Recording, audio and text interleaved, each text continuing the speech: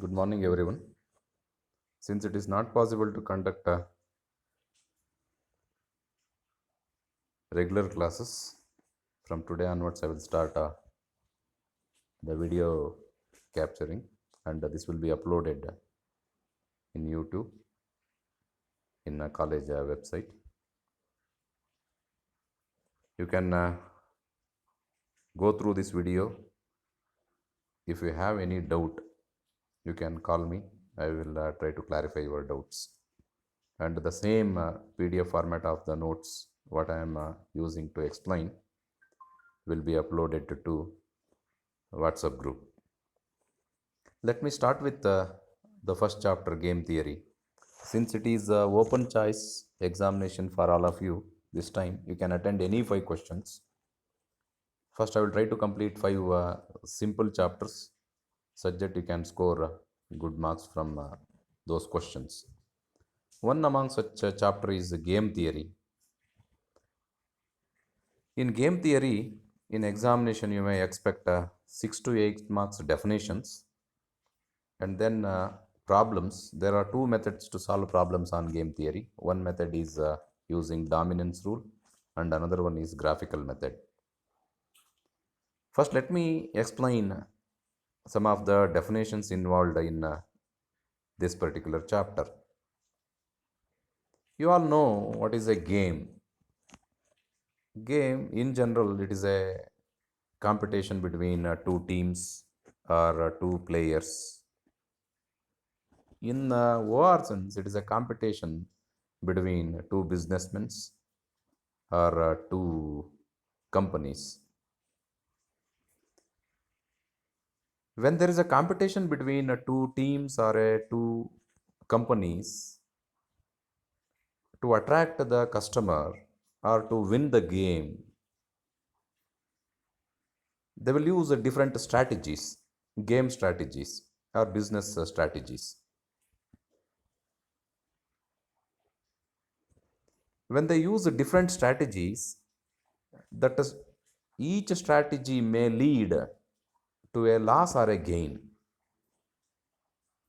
If it is a loss for one player or a person, it will be gain for other person. That loss or gain in game theory, it is called as payoff. Payoff is a loss or gain for a player while using a different strategy while playing a game. A matrix showing payoff for different combination of strategies for each player is called as payoff matrix. I have shown a payoff matrix for 2 players, player A and B. The player A who is on the left side, for him this matrix is a gain matrix. For a player B who is on the top of the matrix, for him it is a loss matrix. In the example what I have shown, player A has 4 strategies to play the game. Player B has 4 strategies to play the game. There is no rule that both the players should have equal number of strategies. Player A can use any number of strategy. Player B can use any number of strategy. When player A, what this matrix represents is, when player A uses first strategy against first strategy of player B, the gain for A is 8. That 8 indicates there is a gain for a player A when he is using first strategy against the first strategy of the player B. Similarly, if player A uses first strategy against the second strategy of player B, then it is -3 means -3 is the negative gain for player A. Negative gain for player A means it is a loss. Since it is a gain matrix for A, if the strategies of any combination is resulting in a gain for a player B, it should be indicated by negative sign. Minus sign indicates it is a gain for player B. Positive sign indicates it is a gain for player A. Similarly, for each combination, what is the gain or the loss is shown. A matrix showing gain or loss for each combination of strategies is called as payoff matrix. Now let us discuss another definition, which is pure strategy and mixed strategy. There are two types of games. One is of pure strategy and other one is of mixed strategy. A game is said to be of pure strategy if for both player A and a B both uses only one strategy throughout the game. Say for example, let me take an example of a cricket. If a bowling team captain uses only pace bowlers, you may have different strategies: pace bowlers, spinners, or medium pacers, or part-time bowlers. These are the different strategies. If the captain is using only pace bowlers throughout the game, means all the 50 overs, if he is using only pace bowlers, means he is using only one strategy. If the same person uses 20 overs by pace bowlers, 20 overs by spinners, 10 overs by medium pacers, means he is mixing the strategy. He is using 20 out of 50 overs by pacers and 20 overs by spinners and 10 by medium pacers. Means he is mixing the strategies. If the player mixes the strategy in different proportion, he is mixing in different proportion: 20 out of 50 one strategy, 20 out of 50 another strategy, 10 out of 50 another strategy. Means in different proportion he is using the strategies. If the strategies are mixed in different proportion, then it is a game with mixed strategy. If the player uses only one strategy throughout the game, means if all the 50 overs are bowled by only pace bowlers, then it is a pure strategy. Now let me discuss one more definition: two-person zero-sum game. These are all definitions. In examination, definitely you will expect define, game, strategy, payoff matrix, pure strategy, mixed strategy, two-person zero-sum game, minimax, maximum principle. All these definitions will be asked in examination for 6 to 8 marks in each and every question papers. Two-person zero-sum game. Two-person zero-sum game means it is a game with only two players. It is a game with only two players, only two persons are involved. Zero sum means if gain of one player is equal to loss for the other player, then it is called as zero sum game. Once again, I will repeat that definition. If two players are involved such that after playing the game, if gain of one player is equal to loss for the other player, then it is called as two-person zero-sum game. Now let me explain one more principle which is used while solving the problem. That is minimax and maximum principle. To explain minimax and maximum principle, let me consider a payoff matrix. One example I have taken. Here player A has 4 strategies, player B has 5 strategies. For A it is a gain matrix, for B it is a loss matrix. Assume that A uses the first strategy. If A uses first strategy, what is the minimum gain against the different strategies of player B? Then minimum gain for the first row is -1. Means for A, if he uses first strategy, minimum gain is -1. If A uses second strategy, at least he will get -7. Minimum gain is -7. For against third strategy, minimum gain is 2. Fourth strategy, minimum gain is -6. Means for each strategy what player A is having, he will get a minimum -1, -7, 2 and -6. Means we must find the minimum of a row. Out of this, we must consider the maximum. Maximum is 2. Means the 2 is called as maximin. That is called as maximin. Now let me explain what is maximin principle. This is a minimum of a row, minimum gain for a player A. Out of that minimum gain, we have considered maximum.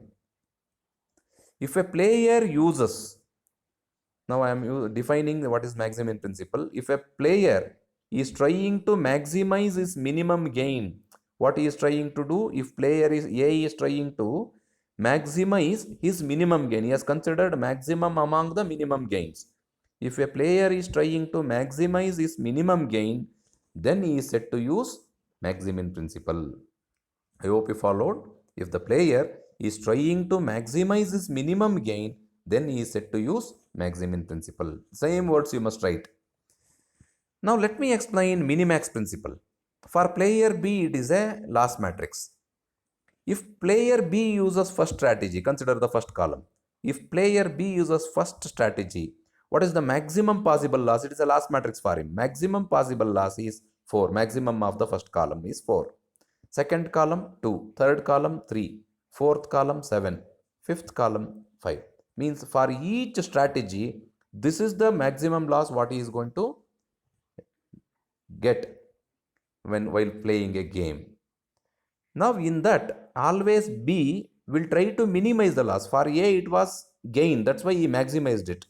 B it is a loss, that's why he will always try to minimize the loss. He will select minimum among these maximum losses. Minimum among the maximum losses is 2 here. That is called as minimax. Okay, then how to define a minimax principle? If a player is trying to minimize his maximum loss, if he is trying to minimize his maximum loss, then he is said to use minimax principle. Once again, I will repeat. If the player is trying to minimize the maximum loss, then he is said to use minimax principle. Now consider this example. See here, maximin and minimax both are one and the same. They are intersecting, right? Such game, if the minimax and maximin both are same, then that intersection of minimax and maximin is called as saddle point. Okay, this is one more definition which will be asked in examination. What is saddle point? If maximin is equal to minimax in a game, then such game, the intersection of minimax and maximin is called as saddle point. Now let us discuss one more definition which is called a fair game. A game is said to be fair if it is a no loss no gain game, such that value of the game is 0. If the value of the game is 0, then it is said to be fair game. Now see, in the above example, to explain minimax and maximum principle, I have considered a payoff matrix. Now in that, best strategy for A is 3, best strategy for B is 2. If A uses third strategy, if B uses second strategy, then the value of the game is 2. Value of the game is 2 means A will gain 2, B will lose 3, B will lose 2. If the value is 0, okay, if the minimax and maximum value is 0, then it is called as a fair game. I hope you followed. If the maximum and minimax are equal, the intersection of maximum and minimax is called as saddle point. If the value of that saddle point indicates what is the value of the game, what is the outcome of the game, what is the gain for A, what is the loss for B. If the value of the game is 0, then it is called as a fair game. Now let me explain one more definition. Actually, this method is used to solve the problems on game theory, which is called the dominance rule. Actually, if the saddle point exists in a problem, then it is called a game with pure strategy. Means player is using only one strategy while playing a game. If the saddle point does not exist, if maximin and minimax are not equal, then it is a game with mixed strategy. If it is a game with mixed strategy, then it should be solved by using dominance rule. Means a player cannot use only one strategy throughout the game. He should use different strategy in different proportion. He should mix the strategies in different proportion. In such cases, we should find which strategies he should use and in what proportion he has to use those strategies. How to calculate all those things I will explain afterwards with an example. Now, to solve the problems of mixed strategy, we use a dominance rule. What dominance rule says is, here there are two dominance rules. One is dominance rule for a row and another one is dominance rule for a column.